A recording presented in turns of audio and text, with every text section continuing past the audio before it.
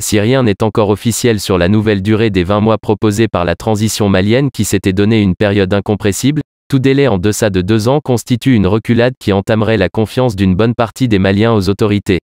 Alors le Mali va-t-il céder après avoir entretenu le bras de fer avec la CEDEAO pendant plusieurs mois?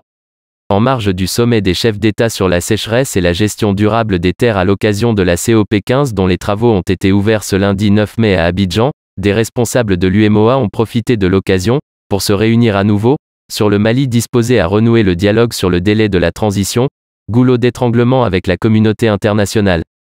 Cette réunion intervient à la suite de la décision des autorités de Bamako de donner un nouveau souffle au dialogue qui était presque au point mort, avec la communauté internationale fâchée contre la proposition du Mali jugée, selon elle, comme un mandat pour se maintenir au pouvoir. Ainsi, lors de sa visite de travail au Togo, le chef de la diplomatie malienne, Abdoulaye Diop, a officiellement sollicité la médiation du président togolais sur instruction du président Assimi Goïta en vue de soutenir l'effort de dialogue du gouvernement malien avec l'ensemble de la communauté internationale et de prendre des initiatives de facilitation ou mission de bons offices pour mobiliser à nouveau les acteurs régionaux et internationaux autour de la transition dont la visée essentielle demeure l'organisation d'élections libres, transparentes et crédibles et le retour à l'ordre constitutionnel. Alors que le processus de médiation entamé sous le leadership du président Faure Gnassingbé, plusieurs sources annoncent des avancées et se prononcent déjà vers une levée des sanctions infligées au Mali depuis le 9 janvier 2022. Selon elles, le gouvernement qui s'était donné un délai de 24 mois incompressible a finalement décidé d'adoucir sa position. Sa nouvelle proposition est de 20 mois pour la deuxième phase de la transition, affirment les mêmes sources. Cependant, à ce stade du dialogue, la position du gouvernement reste les 24 mois.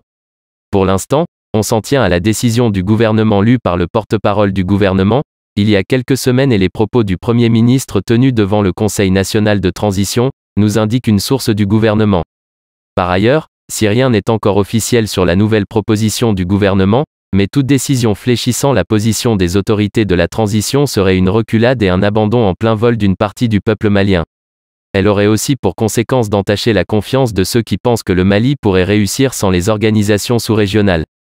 Également, en faisant des compromis sur les 24 mois, la transition se rend coupable de trahison aux yeux de certains observateurs après avoir engagé le peuple dans un bras de fer qu'elle ne pouvait pas tenir et dont les conséquences ont été exacerbées par la crise économique au plan mondial, avec notamment la guerre en Ukraine.